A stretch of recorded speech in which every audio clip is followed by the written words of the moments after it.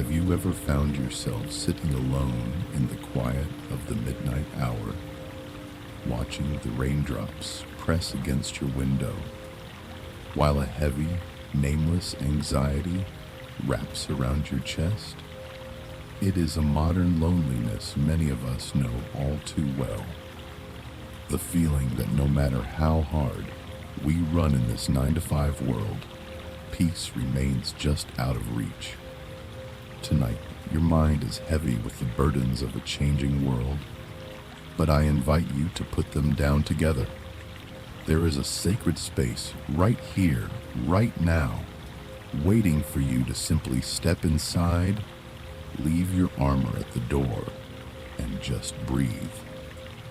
Before we begin our journey into the ancient wisdom of Zen, feel free to share what time it is and where you are listening from. Anchoring your presence in this global circle of healing as we journey together through these teachings. Allow your breathing to become naturally slower and deeper, feeling the gentle rise and fall of your chest like waves lapping against a quiet shore. There is absolutely nothing you need to achieve, nothing you need to understand perfectly, and no spiritual destination you must reach tonight. Simply let these ancient stories wash over your weary mind, transforming the heavy tightness in your chest into a cool, slow breath that anchors you to the floor. Each teaching we explore tonight offers a direct pathway to the kind of profound inner peace that makes sleep not just a temporary escape, but a deeply restorative, sacred return to your true nature. Trust that the universe has brought you here at this exact hour for a reason. And as the candlelight flickers against the shadows, let us take one slow, deep breath together and begin our journey home. Master Zhao was famous for living each day as if it were completely new. Students would often try to remind him of conversations from the day before or commitments he had made. But the old master would look at them with genuine puzzlement, as if they were speaking of ancient events from another lifetime. One evening, a traveling merchant arrived at the temple, seeking shelter from a bitter cold wind. The merchant had heard of the master's reputation and hoped to receive some wisdom, along with a dry place to rest. During their conversation, over a simple meal of warm broth and rice, the merchant shared his troubles, his voice trembling with the exhaustion that ran much deeper than the miles he had walked. He confessed that he could no longer sleep peacefully because months ago he made a terrible financial decision that cost him his shop, disappointed his family, and ruined his standing in the community. Each night when he lay down, his mind would replay that exact moment of failure over and over, torturing him with thoughts of what he should have done differently. Master Zhao listened with deep compassion, nodding slowly as the merchant emptied his heavy heart. When the man finally finished, the master remained quiet for a long moment, listening to the soft patter of rain outside. Then, he looked into the merchant's tired eyes and asked, "Where is this terrible decision now?" The merchant looked confused, asking what the master meant since the choice had happened 3 months ago and was burned into his memory. "Ah," said the master, "but 3 months ago is not here in this room. If it is not here, how can it continue to hurt you right now?" The merchant protested, arguing that the consequences were still affecting his life today, leaving him with less money and a ruined livelihood. Zhao nodded gently, acknowledging that today his circumstances were indeed different. But he reminded the man that the decision itself, the exact moment of choosing, was nowhere to be found. Every morning, the master continued, "The sun rises completely new, and every breath you take has never been breathed before. Yet you insist on breathing yesterday's air and living in yesterday's moment. How exhausting that must be for your spirit." The merchant's eyes filled with tears as he asked how he could stop the pain of his mistake. "You do not stop the memory from coming," the master replied softly. "You simply stop giving it a permanent place to stay. When yesterday knocks on today's door, you can acknowledge it politely and let it move on. But you do not have to invite it in for tea." That night, the merchant slept more peacefully than he had in months, wrapped in the quiet protection of the temple. When he woke with the dawn, he found the master already working in the garden, completely absorbed in the task of weeding, as if their conversation had never happened. The merchant approached him to say thank you for the wisdom about letting go of yesterday. But Zhaozhou looked up with genuine surprise, stating that he did not remember yesterday because he was too busy tending to the soil today. He smiled and returned to his work, pulling weeds with the same careful attention he brought to every present moment. The merchant realized he had received his final teaching, leaving the temple with a lighter step and a quieter mind, understanding that each moment offers a clear choice to either carry the heavy weight of the past or to travel light through this world. Years later, people would ask him how he had recovered so completely from his devastating business failure, and he would smile and say that he learned from a wise monk that yesterday is a place he no longer lives. This ancient story reveals a profound truth about the mental burdens we carry into our bedrooms every single night. Our minds have a powerful tendency to replay the day's events, especially the difficult ones, long after they have ended. We carry modern conversations, workplace mistakes, financial anxieties, and old regrets from hours or even years ago, as if they were happening right now in the room.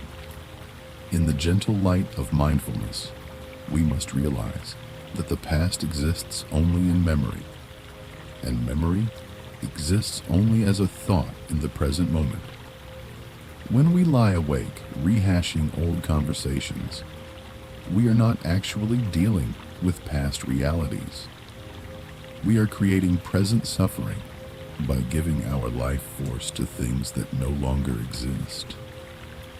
This does not mean we ignore the practical lessons of our experiences, but we must learn to distinguish between addressing present facts and torturing ourselves with mental replays of past moments. The practice of releasing yesterday is especially important as we prepare our bodies for sleep. Our minds often become most active when the world goes quiet, bringing up every unfinished situation from the day. Zen teaches us that this mental review is entirely optional. We can acknowledge these thoughts without giving them a permanent residence in our consciousness. As you settle into rest tonight, notice the critical thoughts, acknowledge them politely, and let them drift away like white clouds passing through an empty sky. When we release our grip on yesterday's burdens, we make space for today's peace to emerge naturally, allowing our awareness to sink into the deep, untroubled stillness of original nature. A young woman named Mawen had dedicated her entire life to spiritual study, building what she considered an impressive resume of accomplishments. She could recite hundreds of sacred texts from memory, sit in meditation for hours without moving, and explain complex philosophical concepts to anyone who asked.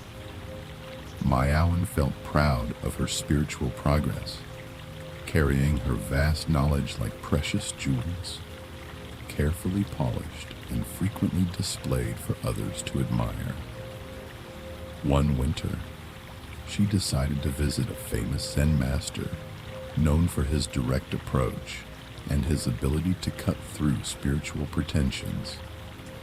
She packed her most treasured possession, a bundle of handwritten notes containing every insight she had recorded over years of diligent practice. The journey required crossing a frozen river, and though local guides warned her that the ice was thinning due to an unexpected warm spell, she was eager to reach the master and confident in her own abilities. Halfway across, the ice suddenly gave way with a loud crack, and Mayawan plunged into the freezing water. She gasps for air, watching helplessly as her precious bundle of notes was swept away by the swift current, dissolving into unreadable pulp downstream. Local fishermen rescued her from the water, but her years of accumulated knowledge were gone in an instant. She sat on the riverbank, shivering and completely devastated, feeling as if her entire identity had been erased by the river. When she finally reached the master's temple, damp and shaking, she could barely speak through her tears, crying out that she had lost everything and had nothing left to offer. The master looked at her with eyes full of warmth and understanding, saying only one word: "Wonderful." Mayawan stared at him in shock, asking how he could call such a loss wonderful. "What have you actually lost?" the master asked gently. "Can you no longer breathe? Has your capacity for kindness disappeared? Or is your awareness gone?" "No," she whispered. "But my knowledge, my understanding, my collection is gone." "Ah," the master smiled. "You have lost your collection. But tell me, what were you before you started collecting all that knowledge?" Mayawan opened her mouth to answer, then stopped as a profound silence fell over her mind. She had been so focused on accumulating achievements that she had forgotten the simple space that lay beneath them all. "Before you learned your first sacred text," the master continued, "what was already here, and what was listening before you understood your first teaching? Sitting there with absolutely nothing left to prove or protect, Mayawan experienced a stillness she had never encountered in all her years of intense study. A deep peace opened within her, a peace that needed no knowledge to sustain it, and no achievements to validate it. "The river has been very kind to you," the master said softly. "It took away everything that was hiding your true nature." Mayawan stayed at the temple for several months, not to gather new information, but to learn how to rest in the awareness that had been present all along, beneath all her collecting. When she eventually returned to her village, people noticed a profound shift in her presence, for she moved with a simplicity and ease that her previous learning had never given her. When new students asked her for the deepest teaching, she would smile and say that the most important thing she ever learned was what she already knew before she learned anything at all. This journey reminds us of a different kind of weight we often carry into our beds, the heavy identity of trying to be someone special, successful, or accomplished.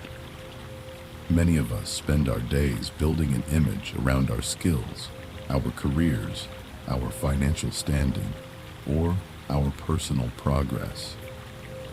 We go to bed worrying about maintaining these roles, proving our worth to the world, or living up to the strict expectations we have created for ourselves. Mayawan's experience reveals something beautifully liberating for our weary minds tonight. Our deepest peace does not depend on any of our accumulated identities or achievements. Beneath all your daily roles, your successes, and your self-images lies something much simpler and infinitely more restful. The basic, unconditioned awareness that witnesses all experience without needing to prove its worth to anyone. This fundamental peace is your birthright, and it remains untouched when all your attempts at self-improvement fall away in the darkness. Sleep offers a beautiful, sacred opportunity to temporarily set down your collection of roles. You do not have to be a provider, a professional, a success, or a strong person for the next few hours. You can simply allow all your mental accumulations to drift away with the wind, returning to the original simplicity of being alive. Just as the river revealed the natural peace hidden beneath Mayawan's notes, the gentle darkness of tonight invites you to rest in the quiet space that requires no maintenance, no protection, and no effort. Tomorrow, you can pick up your responsibilities again if you choose. But for now, rest in the comforting knowledge that your true nature requires nothing more than your willingness to stop trying and simply be. The natural world teaches us this lesson of non-resistance every single day, through its changing seasons and passing storms. A young attendant named Dogen lived in a mountain monastery, known for its sudden, violent weather. And during one autumn, a fierce storm struck the region with terrifying force. For 3 days and nights, powerful winds howled around the wooden buildings. Heavy rain pounded the roof, and lightning split the dark sky. The storm was so intense that several large trees fell, blocking the path to the valley and trapping the young attendant inside with his old master. Dogen, who was new to the practice of mindfulness, became increasingly agitated as the days wore on, pacing the corridors and staring anxiously out the windows. "Master," he cried out on the second day, "this storm is terrible. It is keeping me from everything I need to do. The roof is leaking, and the noise is unbearable. When will it finally end?" The old master, who had been sitting quietly in the center of the room despite the chaos outside, opened his eyes and smiled peacefully. "Dogen," he said, "come sit beside me and listen to the storm." "Listen to it," the young man replied with frustration. "How can I ignore such a terrible, destructive noise?" "I did not say ignore it," the master corrected gently. "I said listen to it." Reluctantly, the attendant sat down, and at first, all he could hear was the overwhelming, chaotic crash of wind and rain, which only increased his anxiety. But the master guided him to listen more carefully, asking what the wind itself was actually saying. Gradually, as Dogen stopped fighting the sound mentally and began to truly listen without judgment, something shifted deep within his nervous system. The howling wind, which had seemed like an enemy trying to disrupt his life, began to sound different, revealing a natural rhythm and an immense power that was neither good nor bad, but simply itself. "The wind does not hate us," Dogen whispered, as a new understanding dawned. "It is not trying to hurt our temple. It is just being wind." "Exactly," the master nodded. "And the rain is just being rain. It is completely non-personal." As the storm continued into its third day, Dogen experienced a remarkable transformation. For instead of fighting the weather, he began to appreciate its raw, untouched beauty. He noticed how the steady drum of rain on the roof created a natural space for deep meditation. And when the storm finally passed, leaving the mountain air crisp and clear, he was surprised to realize he felt a quiet sense of gratitude for the experience. "Master," he said as they cleared the broken branches from the path, "I understand now that the storm was never the problem. My mental fighting against the storm was the true source of my suffering." The master smiled, stating that whenever life brings unexpected storms, we can either exhaust ourselves fighting the wind, or we can learn to move gracefully with it. This truth illustrates the vital difference between pain and suffering in our daily lives. Pain is an inevitable part of the human experience. Storms will come, plans will get disrupted, and conditions will change in ways we do not prefer. But suffering is the extra layer of mental anguish, the resistance and judgment we add to that pain through our thoughts. Dogen initially created his own torment by fighting mentally against a storm he had absolutely no power to change. He could not alter the weather, but he could completely exhaust his nervous system by resisting reality. When we learn to listen instead of fight, we discover that accepting a difficult situation does not mean we approve of it. It simply means we stop the internal warfare that drains our energy. This teaching is deeply relevant as you prepare for sleep tonight, surrounded by the quiet music of the rain. Many of us lie awake in our beds, mentally fighting against things we cannot change in this moment. Difficult relationships, uncertain work situations, health concerns, or past conversations. This mental resistance creates a raging storm inside our own minds, a storm far more destructive than the actual external circumstances. Zen practice invites you to leave the storm outside and find your quiet center within it. You do not need to solve every problem or fix every broken area of your life before you are allowed to rest.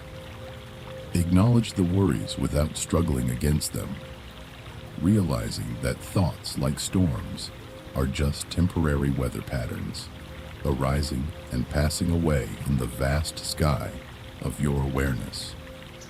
The peace you seek does not require perfect external conditions. It is available right now, in the middle of whatever life has brought to your door. Like learning to hear the beautiful rhythm in the howling wind, you can find profound rest even when the world around you is far from calm. This natural settling occurs the moment we stop demanding that our minds be different than they are right now. Another student named Ijo was the most frustrated practitioner in the monastery, because while others seemed to slip naturally into deep serenity, his mind remained restlessly active. No matter how hard he tried to concentrate during meditation, his thoughts would race wildly, jumping from one worry to another. For months, he tried every technique he could find, attempting to force his mind into stillness through sheer willpower, counting his breaths, and trying to empty his head of all thoughts. But these desperate efforts only seemed to create more mental noise, leaving his shoulders tense, his jaw clenched, and his heart filled with frustration. He would watch his fellow students sitting with peaceful expressions, wondering what was wrong with him and why he was failing so completely on the path of mindfulness. One evening, after a particularly exhausting session of internal warfare, he approached the master in tears, stating that his mind was too restless and perhaps he was not suited for this path. The master listened with deep kindness, then asked a simple question. When your mind is active and distracted, who is noticing this restlessness? Ijo paused, confused by the question, and replied that he was the one noticing it. Ah, the master said with great interest. So even when your mind is wandering, something inside you is completely aware of the wandering? Yes, Ijo replied, still not understanding. And this awareness that notices your distracted mind, the master continued, is it itself distracted? Or is it calm, steady, and clear? Ijo closed his eyes and reflected for a long moment, realizing for the very first time that the noticing awareness itself was completely untouched by the chaos of his thoughts. It was like a vast, clear sky that could witness both perfect sunshine and violent storms without being altered by either. The master smiled and told him that he had been practicing perfectly all along, but he had simply been looking in the wrong direction. You have been trying to control your thoughts and manufacture a peaceful state, the master explained. But true mindfulness is not about controlling the mind. It is about recognizing the steady awareness that observes all thoughts. Restless minds need rest just as much as calm minds, and they often make the best students because they cannot maintain the illusion of control. From that night forward, Ijo's practice transformed completely. For instead of fighting his active mind, he learned to rest in the quiet sky of awareness that watched the thoughts pass by like harmless weather. Paradoxically, the moment he stopped trying so hard to force peace, a natural, unshakable tranquility emerged from within his chest. This breakthrough addresses the primary source of our bedtime anxiety, the intense pressure we place on ourselves to feel different than we actually do. We lie awake in the dark, judging our active minds, stressing about our inability to relax, and turning sleep into a complex project we must successfully accomplish. But true peace does not require your thoughts to be perfectly quiet before you are allowed to rest. The noticing awareness inside you is already still right now, even if the thoughts moving through it are fast and restless. When you notice your mind racing tonight, instead of viewing it as a painful problem to fix, simply ask yourself, what is the space that notices these thoughts? Shift your attention away from the crowded street of your mind and step back into the quiet safety of the sidewalk, watching the mental traffic pass without setting up camp inside it. Zen reminds us that we do not need to repair ourselves to find peace. We simply need to recognize the sanctuary that is already present within our own consciousness. Your busy mind is not an obstacle to a restorative night. It is simply another opportunity to return to the unchanging sky of your true nature. This sense of abundance becomes real the moment we stop reaching for the next thing and look at what is already here. A very wealthy merchant named Yamamoto owned great ships that sailed to distant lands, warehouses filled with rich silks, and estates that emperors envied. Yet he found himself strangely unsatisfied. Each new possession brought only a fleeting moment of pleasure before a deep sense of emptiness returned, and his nights became plagued by sleeplessness as his mind raced with plans to acquire more wealth and worries about protecting what he already owned. Hearing of a wise master who lived simply in the mountains, the merchant decided to leave his comfortable carriage and walk up the narrow paths to find him, hoping to understand why his immense success felt so hollow. When he arrived, he was shocked to find that the master lived in a tiny wooden hut with walls so thin you could see the twilight through the gaps, owning nothing but a single robe, a wooden bowl, and a simple sleeping mat. The master welcomed him warmly, sharing a plain meal of rice and wild herbs that tasted remarkably rich in the quiet of the forest. "Master," the merchant said after they finished, "I have more wealth than most men see in a lifetime, yet I am constantly restless and empty, while you have absolutely nothing, yet you seem completely fulfilled. How is this possible?" The master smiled, gesturing toward the evening sunlight streaming through the small window, and asked the merchant if he owned that light. "Of course not," Yamamoto replied. "No one can own the sun." "Yet you are enjoying its warmth right now," the master observed. "Is it any less beautiful because you do not possess it?" The merchant admitted that it was beautiful, and that his lack of ownership did not diminish its brightness at all. "And what about the cool mountain air you are breathing, or the sweet song of the bird outside?" the master continued. "Do you own any of these things?" "No," the merchant whispered, listening intently to the forest. "Yet you are experiencing all of them completely," the master said gently. "For you see, my friend, you have spent your life trying to own experiences instead of simply having them.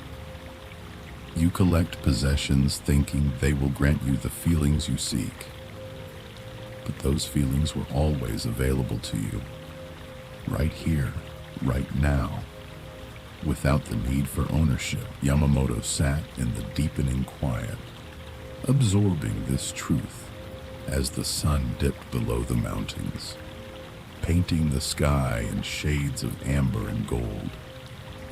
For the first time in his life, despite being far from his luxuries, he felt a deep, overwhelming contentment wash over his entire being.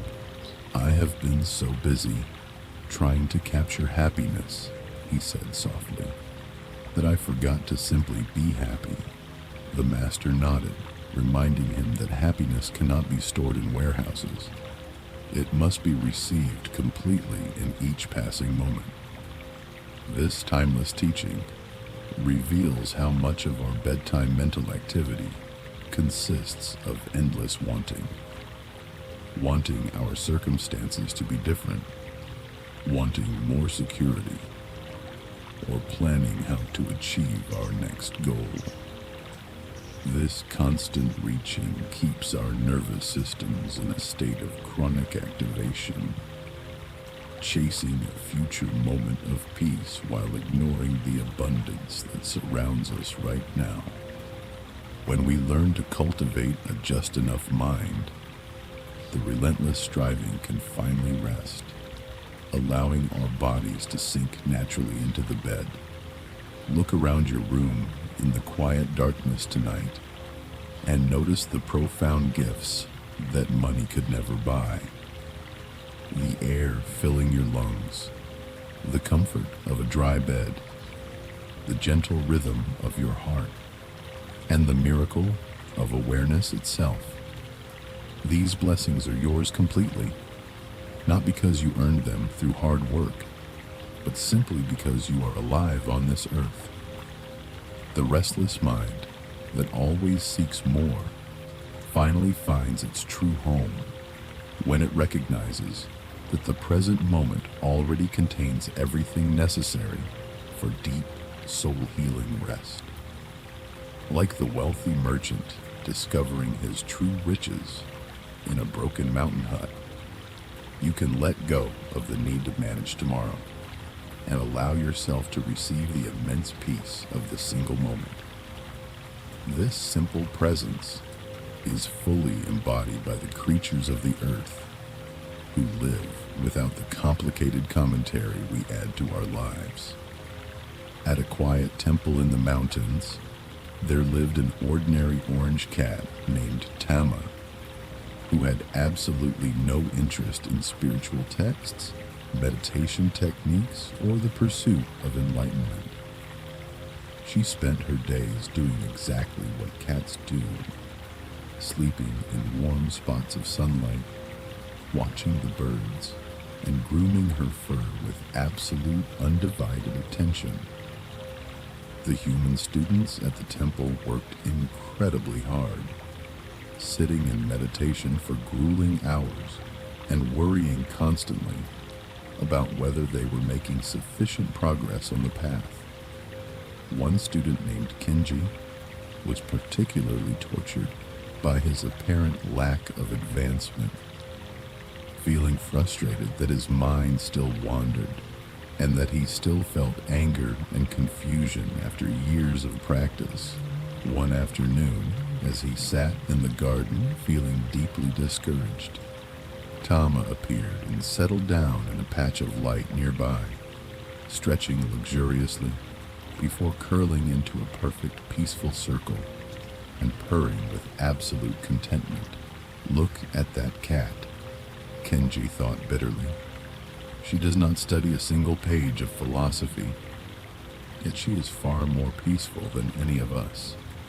The old master happened to walk past at that moment, noticing the student's heavy expression, and asked what was troubling his heart. "Master," Kenji said, "I have practiced for years and still feel so far from peace. Yet this cat does nothing at all and rests in complete contentment. It does not seem fair." The master looked at Tama, who was now washing her paw with total focus, and asked what made Kenji think the cat was not already enlightened. "Watch her more carefully," the master suggested. "When Tama is washing her fur, is she regretting yesterday's mistakes or worrying about tomorrow's rain?" "No," Kenji admitted.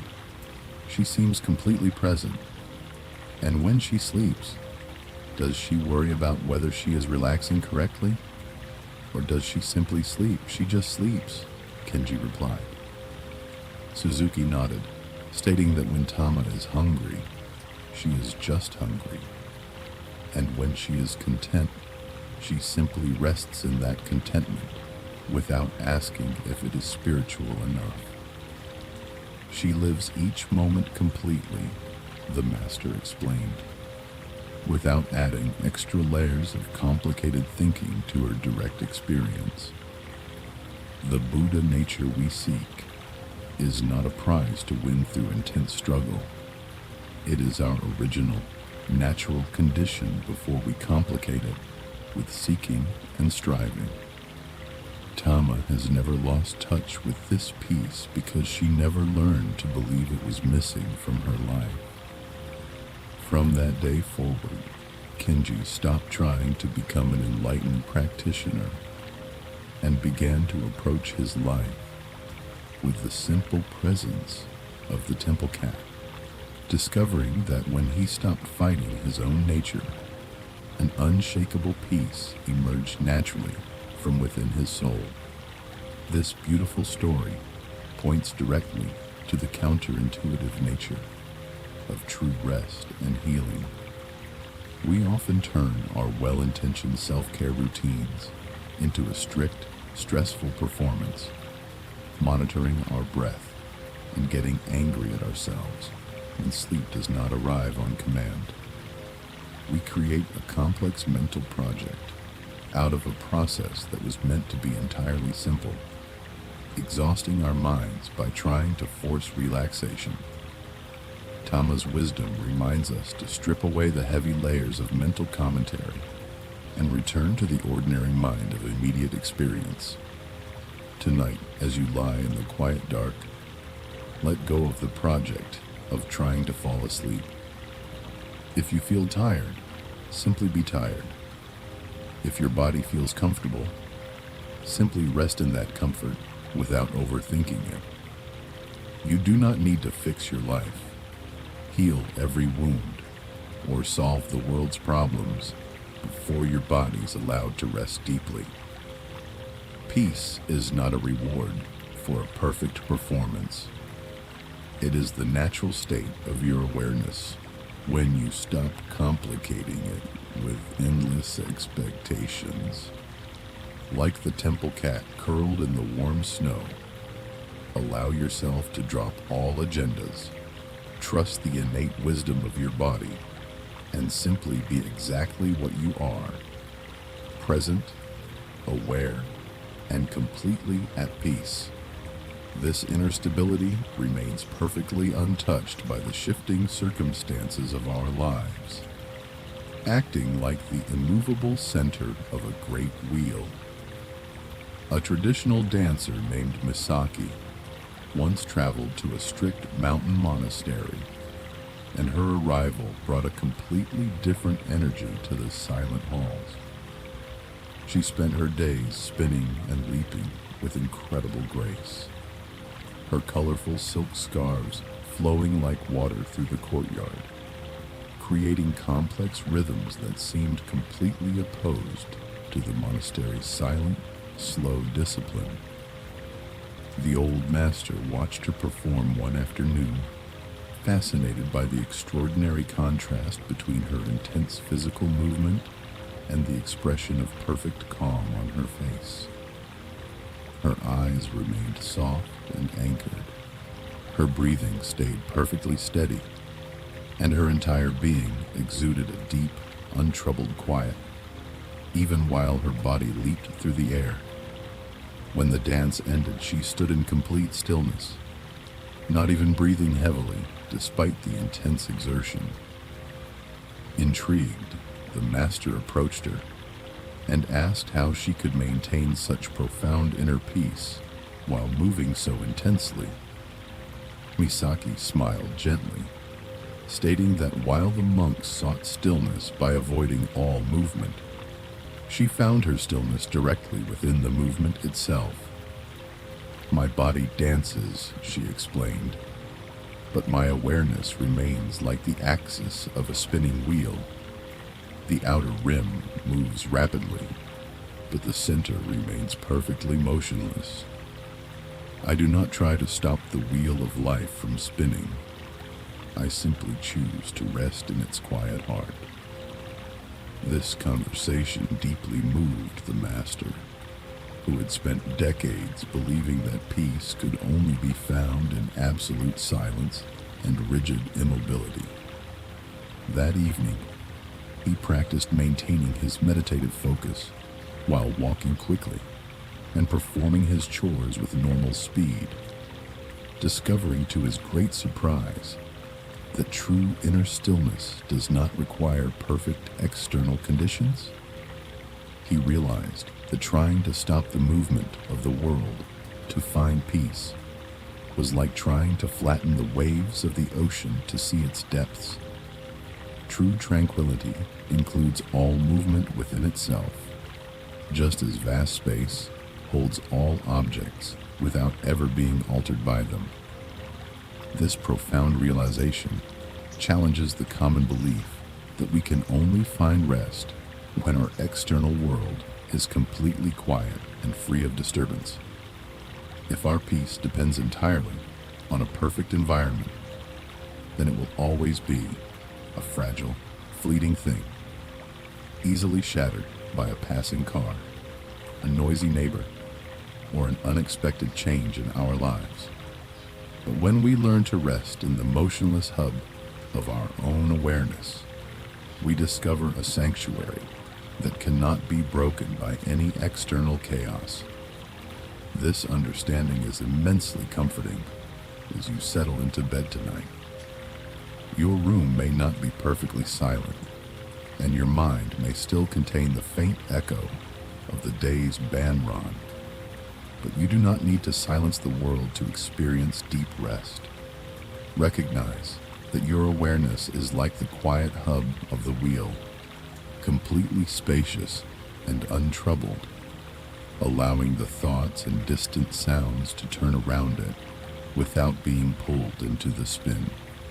Like the dancer moving with absolute grace through the storm, you can anchor your spirit in the quiet center of your being, finding a reliable, restorative stillness that does not require the world to change in order to embrace you. This path of radical acceptance opens the door to complete liberation from the resentments that tear at our hearts. Master Rinzai lived during a painful time of civil war, and his own monastery had been burned to the ground by soldiers, leaving him filled with an intense burning rage that haunted his nights with horrific nightmares. For months, he tortured himself with memories of the destruction, until he woke one night with a powerful realization. This hatred is destroying my soul far more effectively than the enemy ever could. He understood that his anger was not hurting the soldiers, who were likely sleeping peacefully in their camps. It was only keeping his own spirit trapped in the burning ashes of the past. But how could he forgive an act of such raw cruelty? Rinzai spent weeks in deep contemplation until he realized that he did not need to condone the violent actions, which were indeed unjustifiable. Instead, he chose to look beneath the violence and forgive the immense suffering that had created such cruelty in the first place. A person filled with genuine joy and inner peace does not destroy communities or hurt innocent people, he reflected.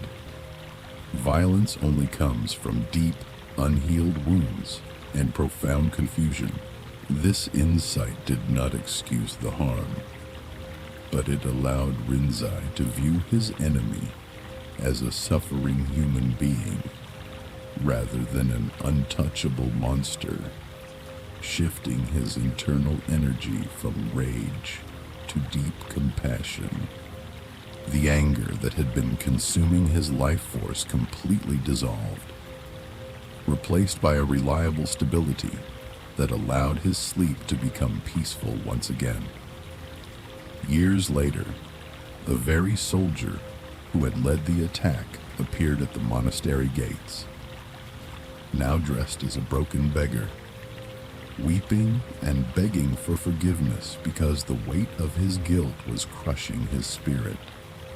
Rinzai helped the man to his feet with genuine gentleness, stating that he had forgiven him years ago, not for the soldier's sake, but for his own peace of mind.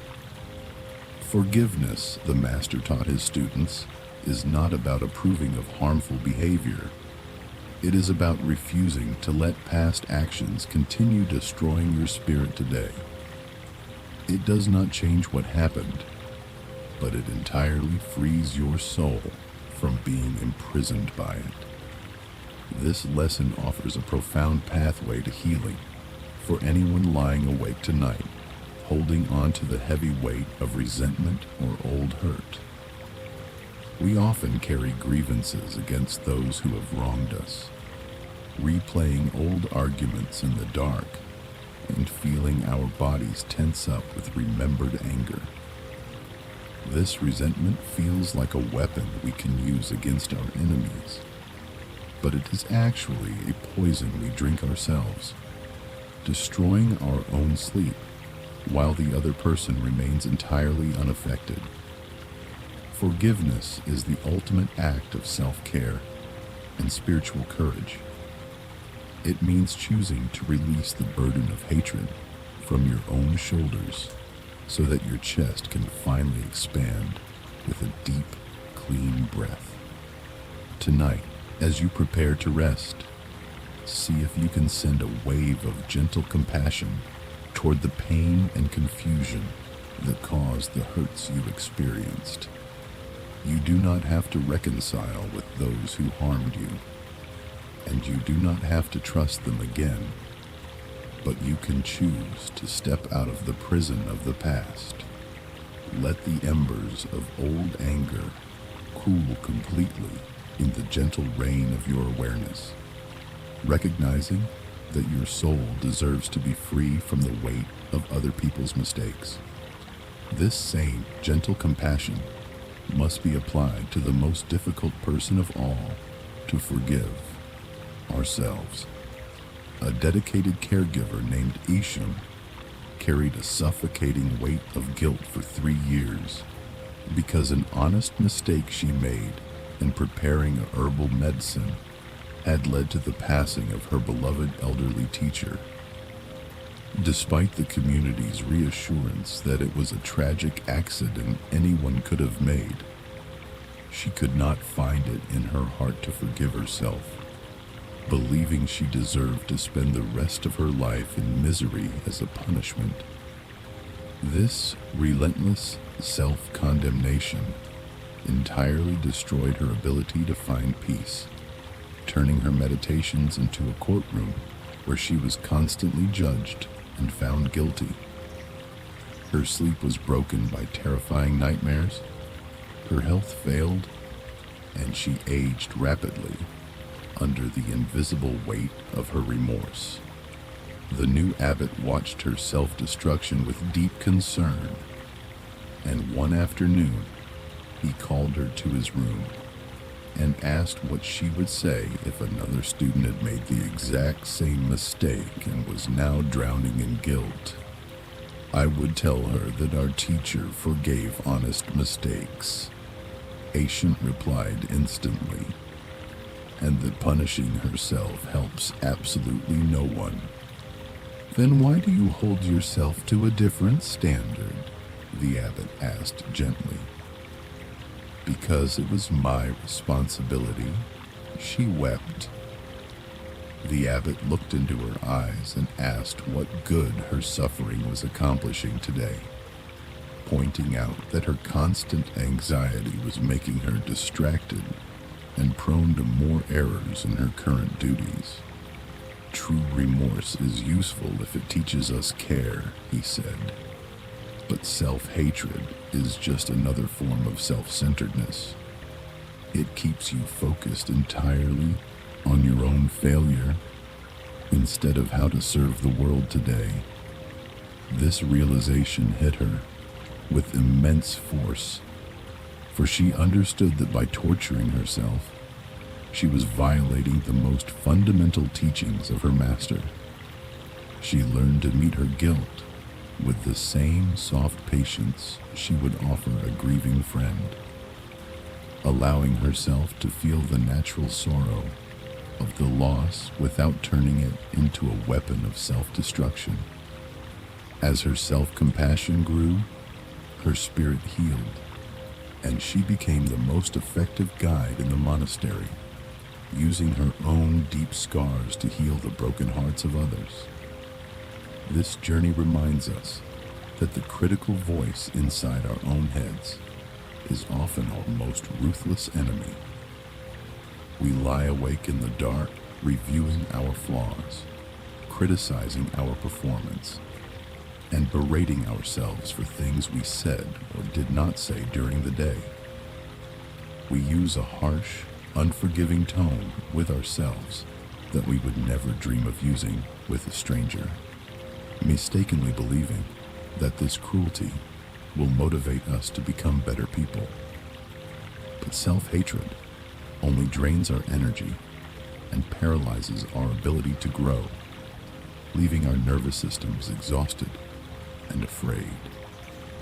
True healing begins when we drop the double standard and extend the same unconditional love to ourselves that we so freely give to others.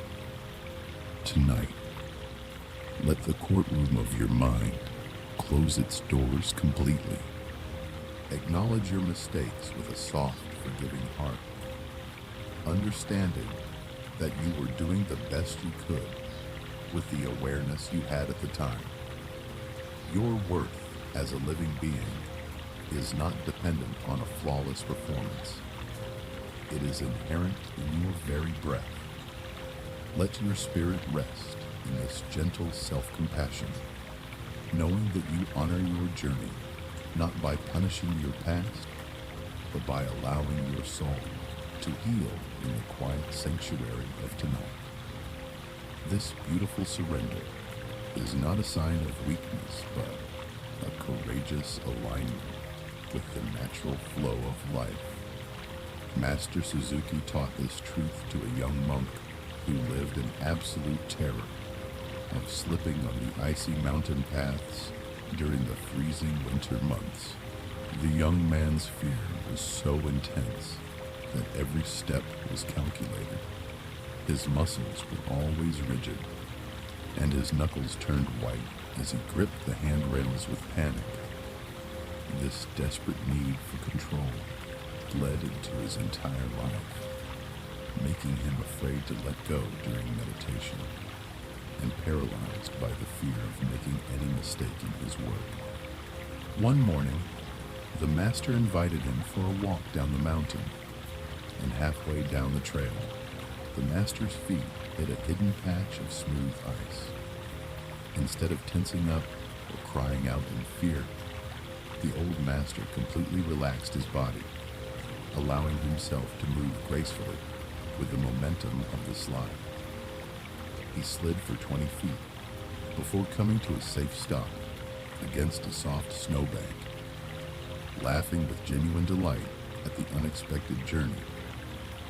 The student scrambled down in horror, asking if the master was injured and pointing out how dangerous it was to lose control.